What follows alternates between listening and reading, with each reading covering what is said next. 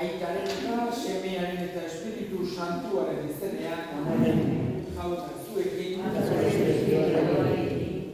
Semeok, aitortzagun umiltasunez gure pekatuak, Misterio Santuak behar bezala ospatuan izateko.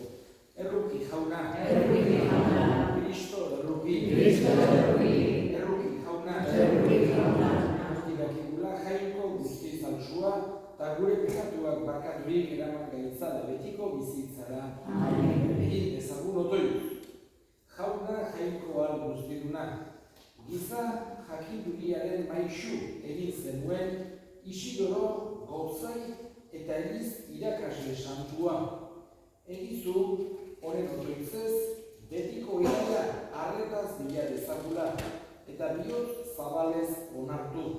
Zure seme Jesu Kristo gure jaunaren bitartez, zurekin eta Espiritu Santuarekin, jainko eta errege bizi baita, gizaldi eta gizaldietan. Amen.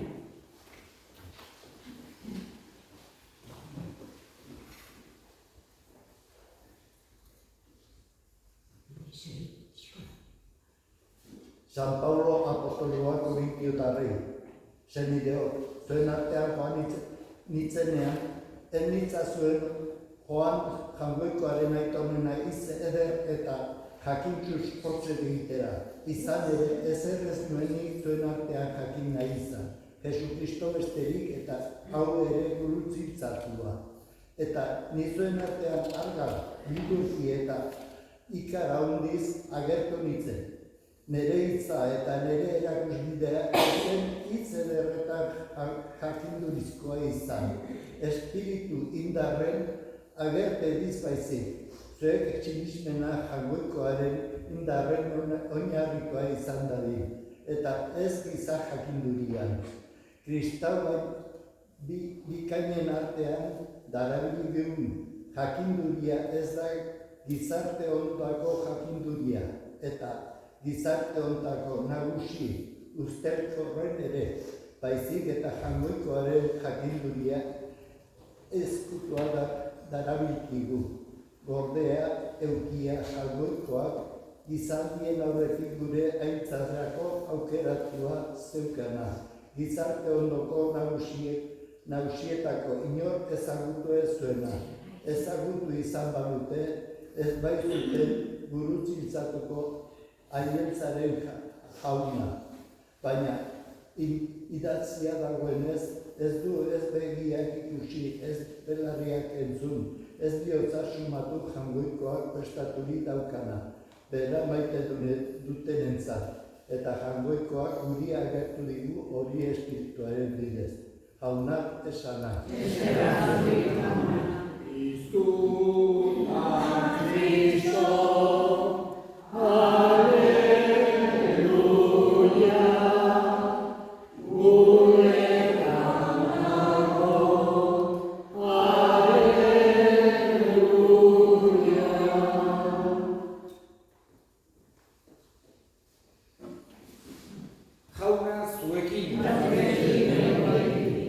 Jesu Kristoren Evangelioa San Mateoren liburutik. Aldi hartan Jesusek honela esan zien bere ikasleei, zuek zerate lurraren gatza, eta gatza gezatzen bada, zerekin gazituko da. Kanpora botatzeko eta oinpean zapaltzeko bestetarako ez da. Zuek zerate munduaren argia, ezin daiteke ezkutatu mendigainean dagoen argia. Argia ere pizten denean, ez da lakaripean ipintzen, argi mutilaren gainean baizik. Etxeko guztien argi egin dezaien.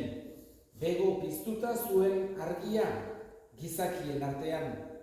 Zuen egite onak ikus ditzaten, eta zeruetan dagoen zuen aita gores dezaten. Jaunak esanan.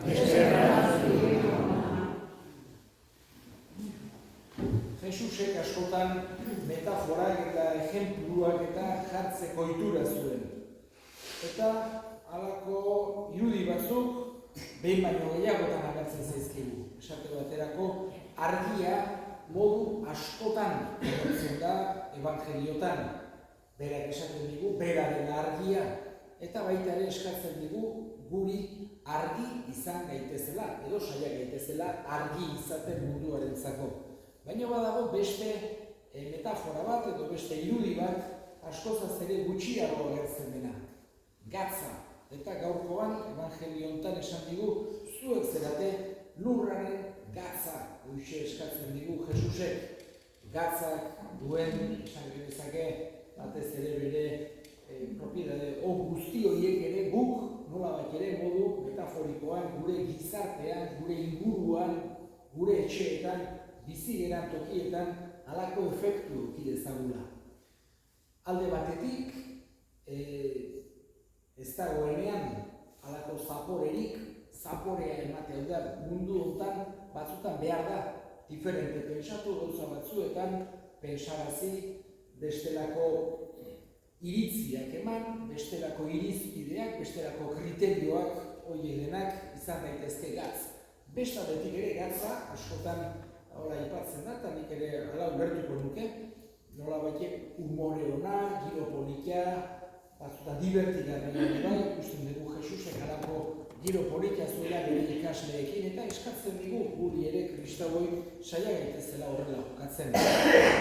Eso nos pide dos metáforas que tratemos de ser sal de la tierra y que tratemos de ser luz para el mundo, siempre evidentemente con la ayuda de Dios. Nosotros con nuestras pobres fuerzas no podríamos casi, pero nos enseña ese camino que tratemos de ser sal y luz.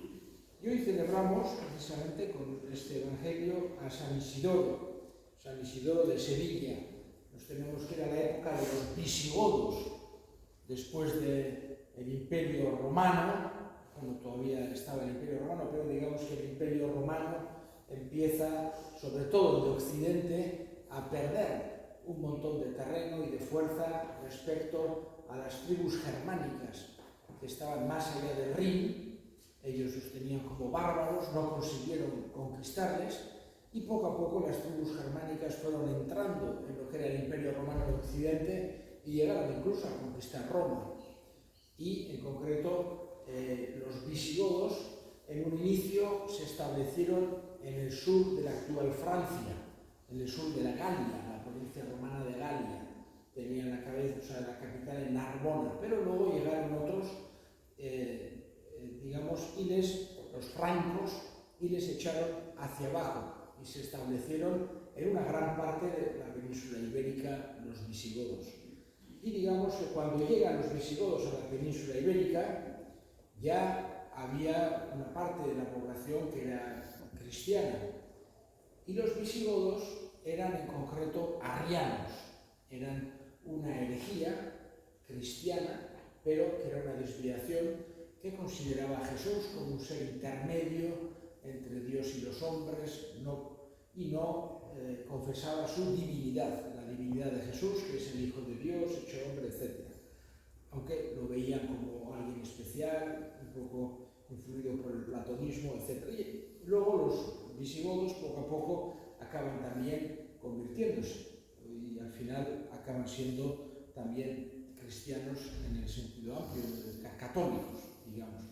Y hubo algunas figuras importantes entre los visigodos que son de señalar, y una de ellas es San Isidoro de Sevilla, que estamos celebrando hoy.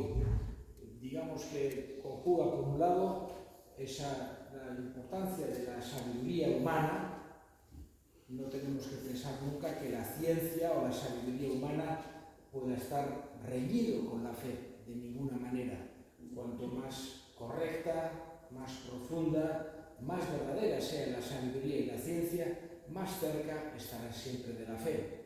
Evidentemente, cada uno tiene su ámbito, cada uno tiene su método, cada uno tiene su forma de explicar, pero es imposible que si es una sabiduría verdadera sea contraria a la fe.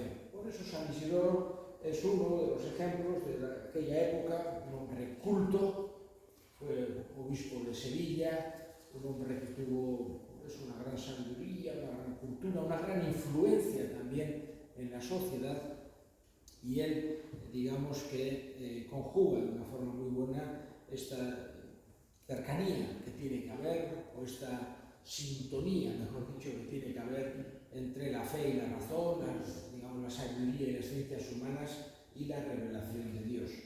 Nosotros le pedimos también a San Isidoro que sea para nosotros luz y nos ayude también a ser sal.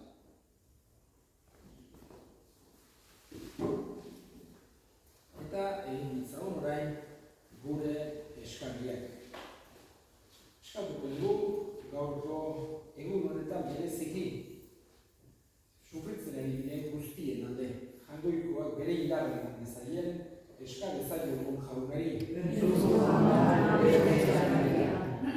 Gure apezpikuaren alde erregutuko dugu Florentzio, amazki 3 hilabete gure artean, eta eskatuko dugu jainkoari eman dezaiola bere argia, bere grazia. Eskal ezaiogun jaunari. Entzun aita ona dihotzez egiten dizkizugun eskaria. Jesu Kristo gure jaunaren bitartez. Amen.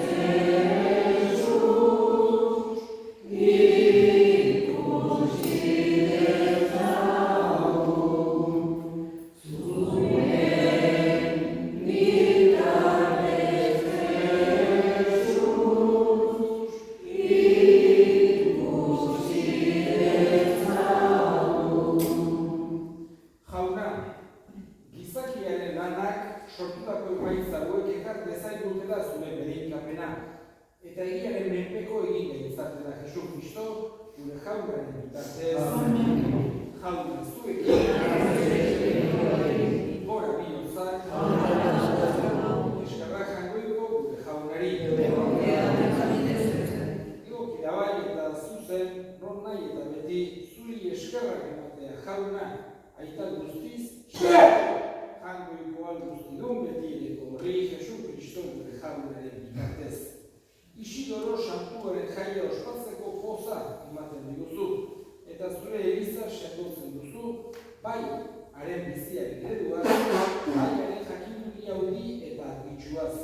Horrela, haren hitzez eskolatzen duzu eta haren laguntzaz babesten. Horregatik, gu ere zeruko talde guztiekin elkartzen dira, eta hien pozez beterik zure aintzak goresten dugu abestuz. Dute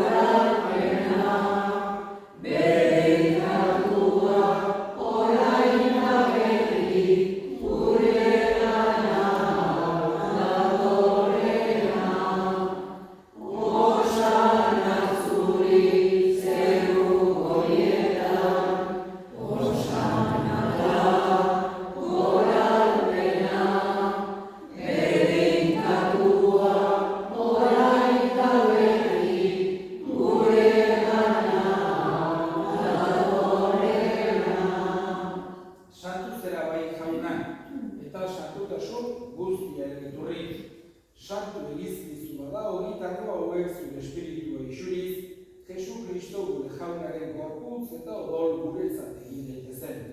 Berak saldu zutenean eta bere gogoz burutzen zikoala ogi hartu eta eskerrak emanez aditu zuen eta bere ikasleei eman zien esanez.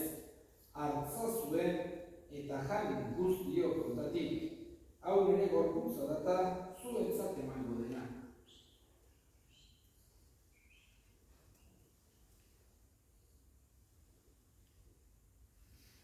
Afalondo berdin karizaturik, garizat eskerrak emanez, bere ikasleei eman zien esanez. Hartza zuen eta edan guztiok ontatik. Hau nire odolaren kariza data, itun berri eta betikoaren odola. Zuentzat eta askorentzat pekatuak barkatzeko isuriko dena. Egizue hau nire horretari.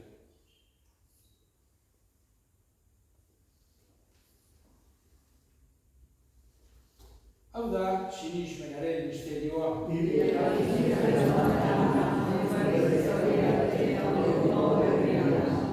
Horregatik jauna, zure semearen eriotza eta pizuera gogoratuz, biziaren ogia eta salvamenaren kariza eskaintzen dizkizu zuri eskerrak emanez, adalean zure sarmitzari onartu gaituzulako. Eta apalik eskatzen dizugu Kristoren gorputz odolak hartzen ditugunok Espiritu Santuak batekin eitzala. Gogoan izan jauna, mundu guztian zabaldurik dagoen zure eliza.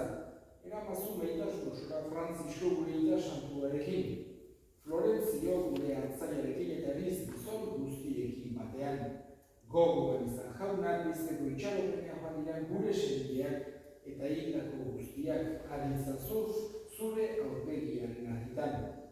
Erruki zakizkigu arren, guk guztiok betiko bizitza iritsi dezagun Jangoikoaren Ama Maria Toatsuarekin, San Jose bere senarrarekin, apostolu santuekin eta gizaldi guztietan zure adiskide izan diren santuekin, haiekin batean gure zeitzagun Jesu Kristo zure semearen bitartez.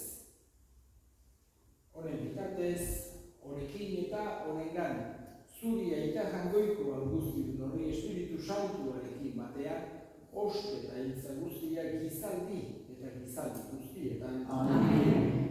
Salbatzaileak agindutan erakutsi jarraituz, bildur gabe esan ezagun.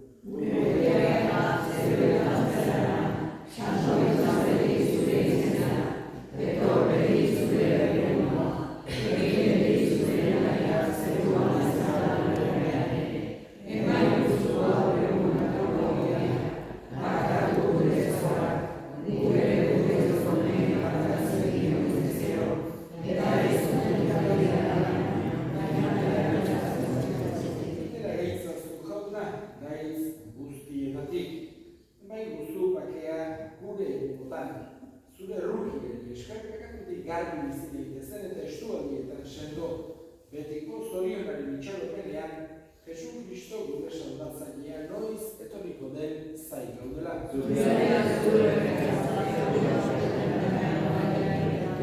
Jesu Kristo gure jauna zure esnada apostoluei pakea guzten dizuet, nire pakea ematen. Begira zure elizaren sinismenari eta ez gure pekatuei.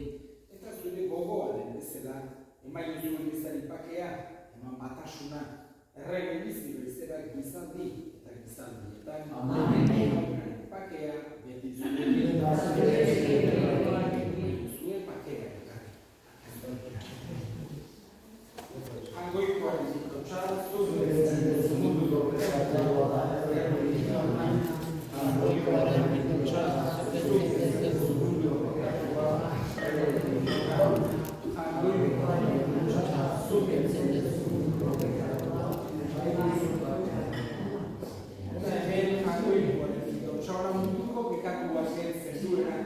Zoriontsuak jaunaren bitartetuak.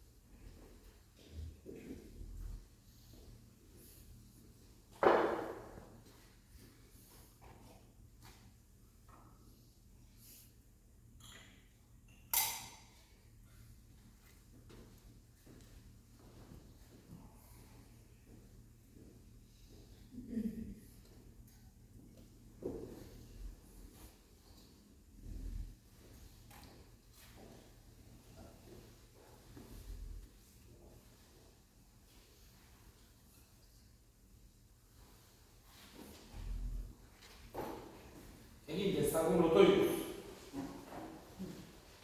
Jaiko jauna, biziaren ogiaren Kristo eman diguzu janari. Argi gehitzazu Kristo maixuaren erakutsi ez. Isidoro santuaren jaiegunean. Zure egia ikasi eta egia hori maitasun ekintzetan bizi dezagun Jesu Kristo gure jaunaren. Bitartez, jauna, zuekin, erika zaitzatela jaiko guztiadunak, aitak eta semeak eta espiritu santuak. Zazte, jaunaren batean.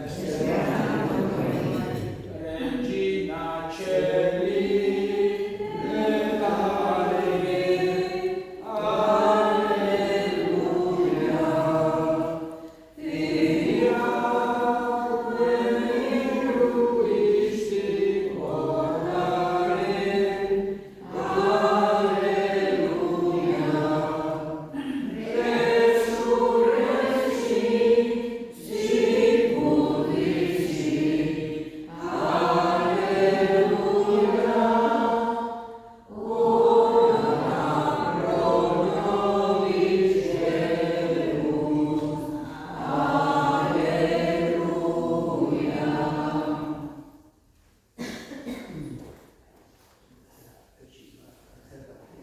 Thank you.